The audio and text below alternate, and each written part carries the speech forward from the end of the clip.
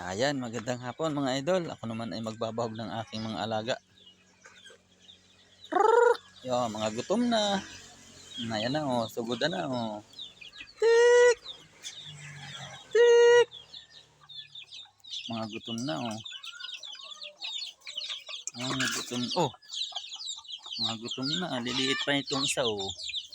Itong kabila malalaki na. Ayan mga idol oh. Mga alaga ko. Lupa sa labak. Ngayon kukuha lang ako pambahog. Bahog na nga ay. Nagkuha lang akong pambahog ay. Talaga kayo ay.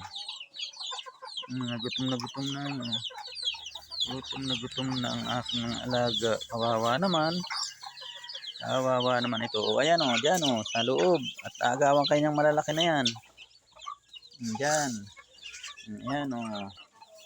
Talagang, asa na yung tatlong maliliit? Tik, tik, tik, tik. Ay, naku, hinahabol pa liliit nga na rin.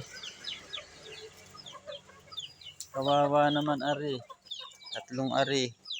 Napakaliliit pa ay o. Gutom na rin ang tangdang. Hala, dini. Babahugan na dini. Ito. Yan. Nasa na yung isa? Ya, nagsasabid pa yata. Ay, nagsasabid na. Aloko na. Nagsasabid na oh. Hala. Tinanggal ko yung sabid oh. Taga-taga magsabid na rin aring isang itong manok na ari. Naman na. Alis dyan. Tama na yung kaunting kain ha. Wala nang pambahog ay.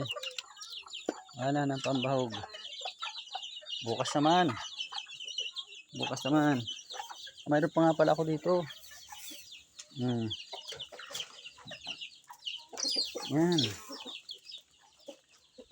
Ito pa pala sa kabila. Mayroon pa nga pala din oh. Hala. Hala, dali. Tama na yan. Bukas naman. Ayos na yan. Wala nang patoka. Hala.